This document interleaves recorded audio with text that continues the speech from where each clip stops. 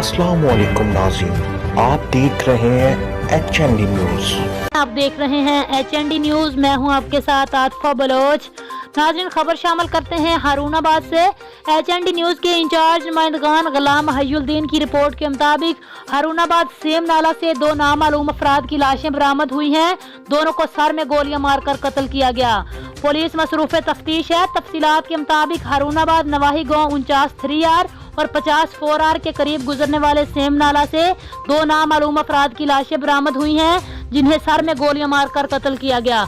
इतला मिलने पर SDPO सर्कल हारूनाबाद गुल हसन खान, SHO थाना सिटी अबसार हसैन गुज्जर, SHO थाना फकीर वाली परवेज अख्तर जतोई, सिक्योरिटी ब्रांच एहलकार मोहम्मद मनीर, अब्दुल जबार महमूद अहमद, दीगर पुलिस नफरी के हमारा मौका पर पहुंच गए। दोनों लाशों को तहवील में लेकर तफ्तीश शुरू कर दी। इस हवाले से DSP सर्कल हारूनाबाद ने HND न्यूज़ से गुफ्तगू की है। आइए आपको सुनवाते हैं। बिस्मिल्लाहिर्रहमानिर्रहीम। अभी आज सुबह तकरीबन 8 बजे इतला मिली कि 49 3R और 50 3R में बिलतरतीब दो डेड बॉडीज़ हमें मिली।